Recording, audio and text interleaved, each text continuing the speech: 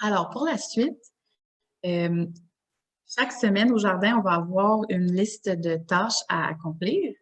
Puis, ça, c'est des choses à faire qu'on suit et ça va être ajouté au Trello.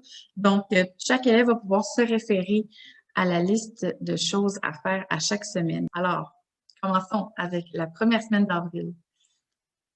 C'est le temps de semer des laitues, puis de la bêta-carotène. Donc, oui, les laitues, ça peut se semer plus tard au jardin quand il fait assez chaud pour le faire dehors, mais on peut les partir à l'intérieur, puis par la suite, là, les transplanter lorsque la température le permet. Puis c'est le fun parce que ça nous permet d'avoir toujours un peu de laitue. Donc, on est déjà en train de regarder nos prochaines laitues pousser, mais on est en train d'en manger déjà. Donc, ça, c'est vraiment agréable.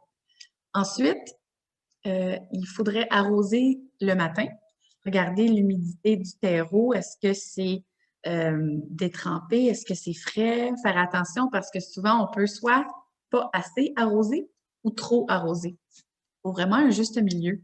Donc, le matin, vous pouvez prendre un petit vaporisateur d'eau ou un arrosoir en jet de pluie, donc avec un l'embout qui a plusieurs trous, puis ça limite un peu la pluie qui tombe. Donc ça va vraiment bien arroser tout partout. Mais toujours en faisant attention à ne pas trop arroser parce que à ce moment-ci, on doit surveiller trois choses importantes, puis c'est la fonte des semis.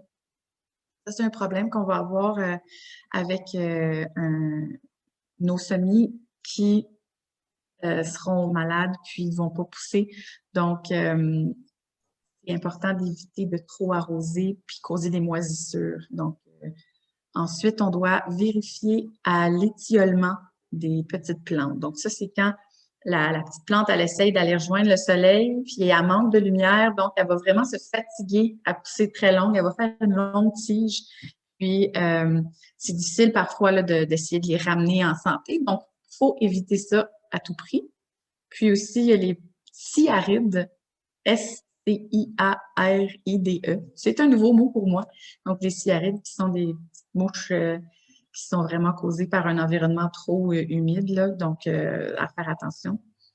Et puis, ensuite, on a besoin de fertiliser. Donc, nous, ce qu'on utilise ici, c'est un fertilisant liquide à base d'algues et aussi à base de poisson.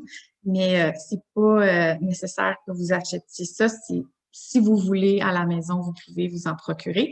Nous, on utilise l'engrais liquide parce que c'est celui-là qu'on a choisi. C'est un engrais qui va aller sur les feuilles. Donc, on a eu des très bons commentaires là-dessus. Donc, c'est cette piste-là qu'on a pris. Alors, à la première semaine d'avril, on fertilise les tomates, les oignons et les poireaux. Donc, juste arroser un petit peu sur les feuilles, puis un petit peu à la base. Et ce que nous, on utilise, puisque c'est un engrais liquide, on met 5 millilitres dans 1 litre d'eau. Donc, si vous avez besoin de faire une plus petite portion, là, parce que vous n'avez pas beaucoup de choses à arroser, c'est un demi-bouchon avec une demi-bouteille d'1 litre. Donc, si jamais vous avez des questions par rapport à ça, vous pouvez toujours nous contacter.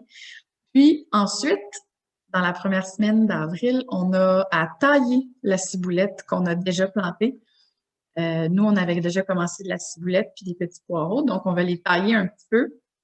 Et ensuite, on repique. Donc, repiquer, c'est quand on a semé. Puis, il y a beaucoup de petites plantes. Par exemple, on a des céleris qui poussent dans le même petit contenant, mais on veut pas qu'ils s'étouffent. Alors, on va les séparer, les mettre dans leur propre contenant plus gros. Comme ça, ils vont bien pousser avec tout l'espace qu'ils ont besoin à ce moment-là dans leur vie.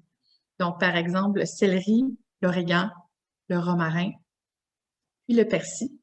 Ce sont des choses qu'on va repiquer à ce moment-ci du mois.